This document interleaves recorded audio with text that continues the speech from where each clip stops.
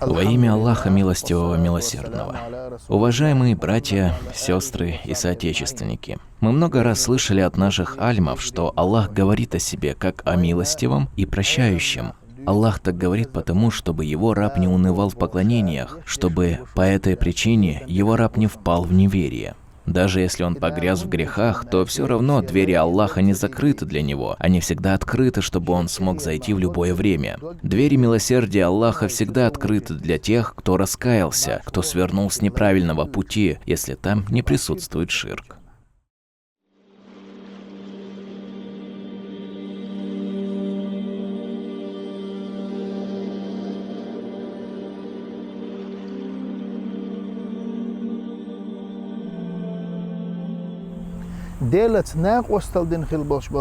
Кто погряз в ширке, тому нет прощения ни в этом, ни в том мире.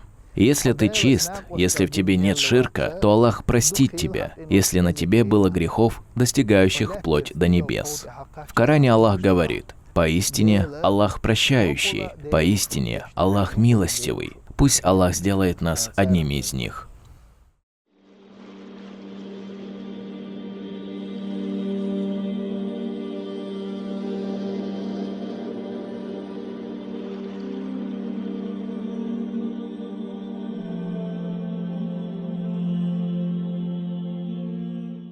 В судный день Всевышний Аллах покажет своему рабу каждую непринятую мольбу, с которой он обращался, будучи в этом мире, и скажет ему: «О мой раб, ты в такой-то день взывал ко мне, и я держал эту мольбу для тебя. Вот для тебя награда за эту дуа». И человеку будут даны все награды, так что он даже пожалеет непринятие всех своих обращений.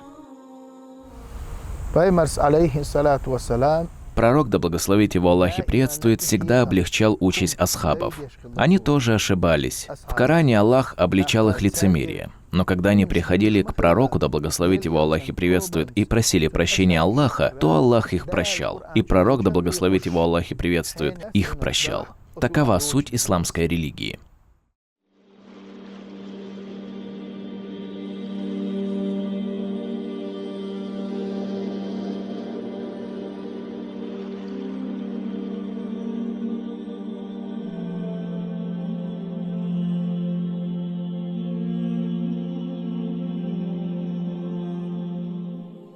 Милость Всевышнего подобна обильным и щедрым дарам. Их не удержать и не перечесть, не ограничить. Есть виды милости, о которых мы знаем, и есть те, о которых мы не ведаем. В Коране говорится: «Ни один человек не знает, какие услады для глаз сокрыты для них, воздаяние за то, что они совершали». Один ученый, приближенный Аллаха, будь им доволен Аллах, сказал, когда его спросили: «Если бы тебе дали выбор, когда ты в чем-то допустил ошибку, согрешил, совершил большое зло, кому бы ты позволил наказать себя, своим родителям или Аллаху?»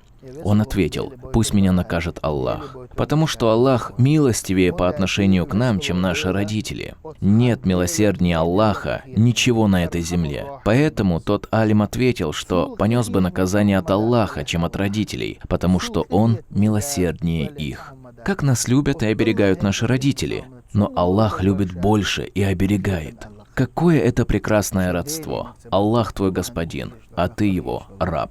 И если ты будешь поклоняться только Ему, просить о прощении только Его, совершать дуа только Ему, зная, что прощающий только Он, и зная, что наказывающий тоже Он, принимая Его единого, только тогда Аллах смилостивится над тобой и простит тебя.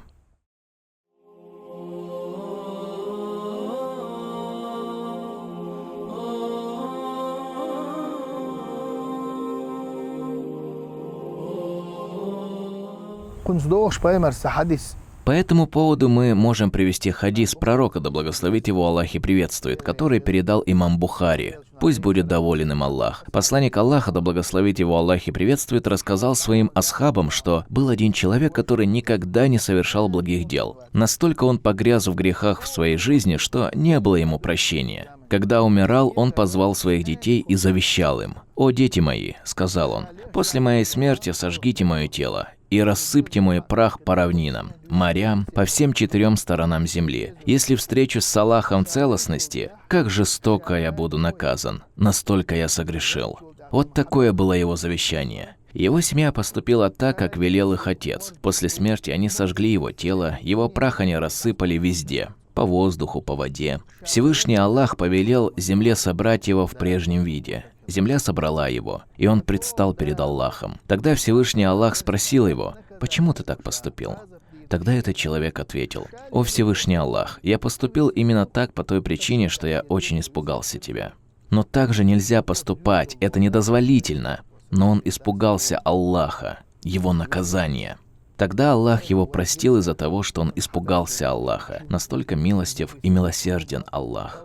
Поэтому, уважаемые братья и сестры, мы должны стараться быть благочестивее, покорными Аллаху. Просите Аллаха, поклоняйтесь Аллаху, взывайте Аллаху. Сколько бы ни было на вас грехов, все равно просите прощения у Аллаха. Совершайте хорошие поклонения, хорошие поступки. Хорошие поклонения стирают все плохое. Аллах говорит в хадисе Кудси: «О мой раб, если ты придешь ко мне, обремененный грехами от земли до небес, и в этом нет ширка, то я тебя прощу. Я твой Аллах, который простит и пойдет тебе навстречу». Пусть Аллах простит нас, пусть Аллах сделает нас из тех, кого Он простил, и соберет нас всех в раю.